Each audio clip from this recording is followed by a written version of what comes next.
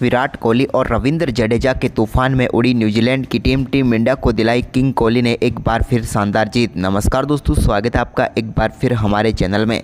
दोस्तों, आप भी विराट कोहली को बेहतरीन प्लेयर मानते हैं तो इस वीडियो को लाइक जरूर कर दें।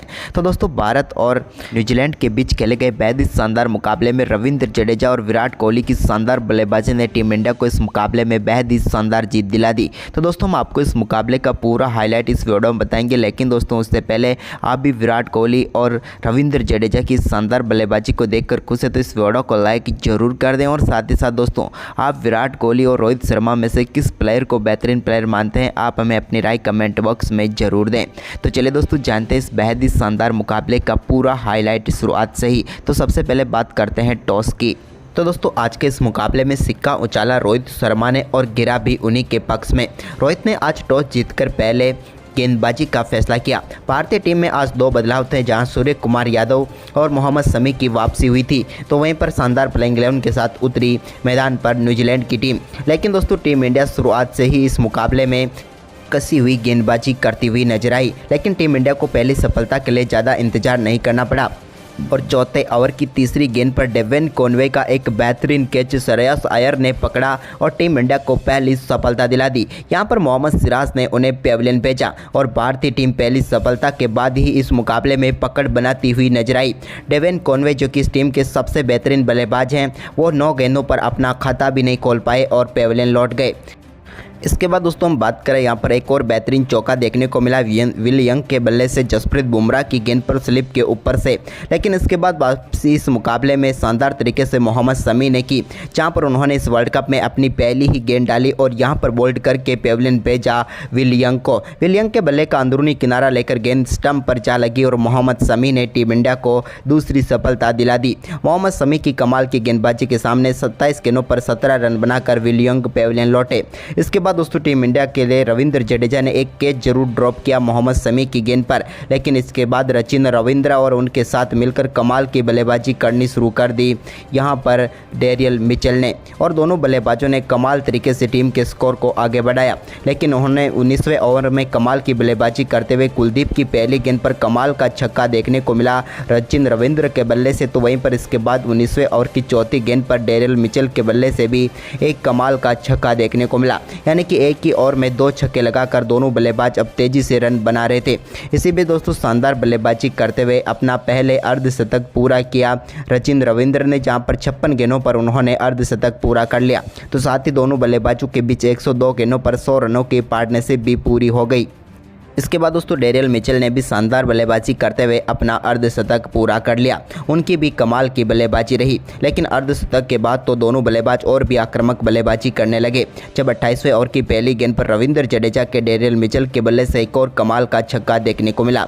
इसके बाद दोस्तों, यहाँ पर सचिन रविंद्र भी बेहतरीन बल्लेबाजी करते हुए एक और बेहतरीन चौका उनके बल्ले से देखने को मिला। वहीं पर इस मुकाबले में दोनों बल्लेबाजों की शानदार बल्लेबाजी तो देखने को मिली ही, साथ ही यहाँ पर भारतीय टीम की खराब फील्डिंग भी आज के मुकाबले में देखने को मिली।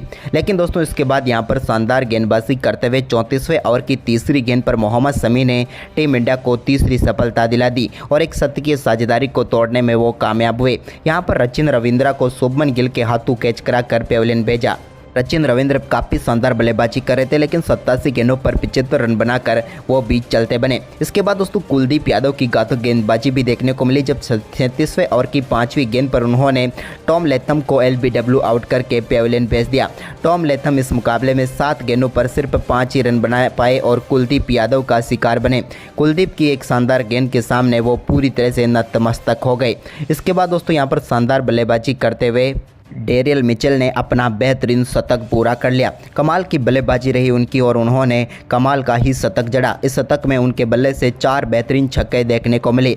लेकिन दोस्तों, इसके बाद भारतीय गेंदबाज घातक गेंदबाजी के रूप में आ गए और यहां पर शानदार गेंदबाजी करते हुए पहले ग्लेन फिलिप्स को पेविलियन भेजा। शानदार गेंदबाजी करते हुए कुलदीप यादव ने यहां पर रोहित शर्मा के एक बेहतरीन कैच ने ग्लेन फिलिप्स की पारी को समाप्त किया। उन्होंने 26 गेंदों पर 23 रन बनाए। तो वहीं पर इसके बाद दोस्तों शानदार गेंदबाजी करते हुए चैंपमैन को विराट कोहली के हाथों कैच कराकर पेविलियन भेजा जसप्रीत बुमराह ने। वो 8 गेंदों पर सिर्फ 6 ही रन बना पाए और टीम इंडिया को एक और महत्वपूर्ण सफलता यहाँ पर मिल गई। और यहाँ पर बड़ी सफलता थी क्योंकि ये आखिर आखिर में कमाल कर सकते थे, लेकिन इसके बाद 48वें ओवर की पहली गेंद पर मोहम्मद शमी ने मिचेल सेंटनर को बोल्ड करके पेविलियन भेज दिया और एक और ऑलराउंडर खिलाड़ी को पेविलियन भेजने में वो कामयाब हुए। शानदार गेंदबाजी रही मोहम्मद शमी की। इसके बाद दोस्तों 48वें ओवर की ही 5वीं गेंद पर उन्होंने मैट हेनरी का भी स्टंप उखाड़ कर फेंक दिया और टीम इंडिया को बैक टू बैक 2 गेंदों पर 2 सफलताएं दिलाकर मोहम्मद शमी ने जबरदस्त वापसी कर दी वर्ल्ड कप 2023 में, क्योंकि ये अपना पहला ही मुकाबला खेल रहे थे और 4 सफलताएं प्राप्त कर चुके थे।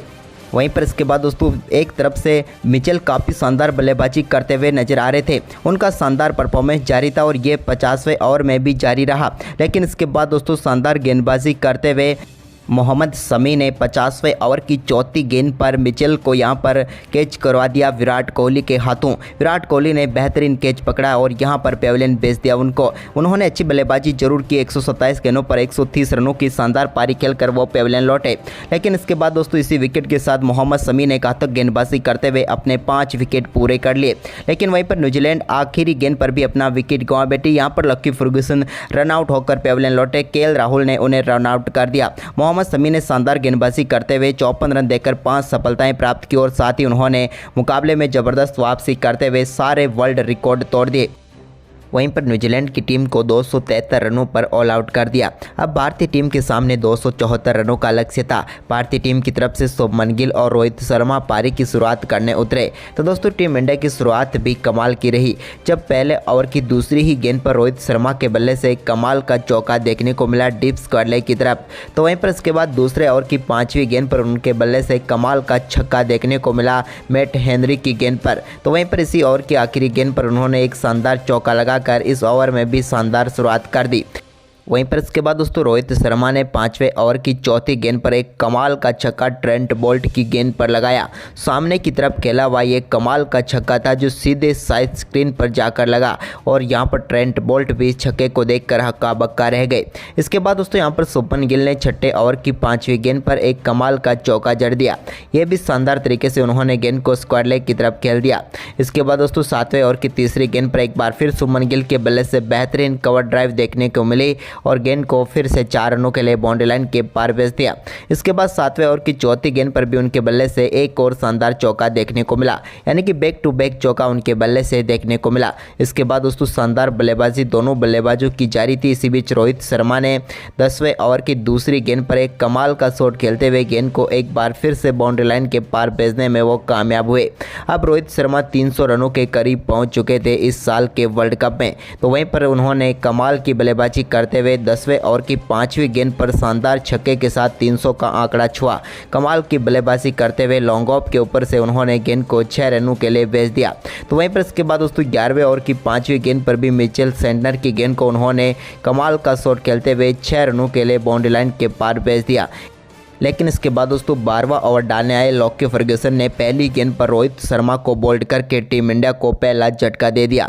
रोहित शर्मा के बल्ले का इनसाइड एज लगा और वो बोल्ड हो गए। रोहित ने 40 गेंदों पर 46 रनों की शानदार पारी खेली, लेकिन रोहित के आउट होने के बाद विराट कोहली क्रीज पर उतरे तो उन्होंने आते ही एक बेहतरीन चौका जड़ दिया। कमाल की बल्लेबाजी करते हुए पंच शॉट के जरिए उन्होंने गेंद को 4 रनों के लिए भेजा। लेकिन इसी बीच दोस्तों 14वें ओवर की दूसरी गेंद पर भी लॉकी फर्ग्यूसन ने शुभमन गिल को मिचेल के हाथों कैच कराकर पेविलियन भेजकर टीम इंडिया को दूसरा झटका दिया। शुभमन गिल 31 गेंदों पर 26 रन बनाकर चलते बने। तो वहीं पर इसके बाद दोस्तों श्रेयस अय्यर आए तो उन्होंने आते ही 14वें ओवर की चौथी गेंद पर एक बेहतरीन चौके के साथ अपनी पारी का भी शानदार आगाज किया। तो वहीं पर इसके बाद इसी ओवर की आखिरी गेंद पर भी उनके बल्ले से एक और शानदार चौका देखने को मिला। इसके बाद दोस्तों 15वें ओवर में भी उन्होंने मिचेल सेंटनर की गेंद पर शानदार चौका जड़ा। तो वहीं पर 16वें ओवर की चौथी गेंद पर लगे श्रेयस अय्यर के चौके के साथ ही टीम इंडिया ने 100 का आंकड़ा छू लिया। लेकिन तभी दोस्तों मैदान पर फॉग हो गई और इसके बाद यहां पर मैच को थोड़ी देर के लिए रोकना पड़ा। लेकिन एक बार फिर मुकाबला जब शुरू हुआ तो 18वें ओवर की दूसरी गेंद पर विराट कोहली के बल्ले से एक बार फिर शानदार चौका देखने को मिला। इस बार भी उन्होंने गेंद को कवर ड्राइव के जरिए 4 रनों के लिए भेजा। तो इसी ओवर की आखिरी गेंद पर भी उन्होंने एक और शानदार शॉट खेलते हुए लेग साइड में शानदार चौका लगाया। लेकिन इसके बाद दोस्तों शानदार बल्लेबाजी कर रहे श्रेयस अय्यर को 22वें ओवर की तीसरी गेंद पर एक शॉर्ट बॉल पर वो पुल शॉट खेलना चाहते थे, लेकिन यहां पर अपना विकेट गंवा बैठे और डेवन कॉनवे ने शानदार कैच पकड़ा और इस मुकाबले में 29 गेंदों पर 33 रन बनाकर पेविलियन लौटे श्रेयस अय्यर, जो कि काफ़ी शानदार बल्लेबाजी कर रहे थे। लेकिन इसके बाद दोस्तों 24वें ओवर की तीसरी गेंद पर नए बल्लेबाज केएल राहुल ने लॉकी फर्ग्यूसन की गेंद पर एक बेहतरीन चौका लगाया पॉइंट की तरफ और गेंद को 4 रनों के लिए भेजा। इसके बाद केएल राहुल के ही बल्ले से एक और शानदार शॉट देखने को मिला और इस बार उन्होंने स्वीप के जरिए गेंद को बैकवर्ड्स कर लेग की तरफ 4 रनों के लिए बाउंड्री लाइन के पार भेज दिया।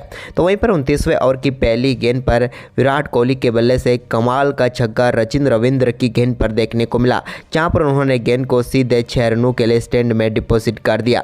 इसके बाद 30वें ओवर की पहली गेंद पर भी उनके बल्ले से एक और चौका मिडऑफ की तरफ देखने को मिला।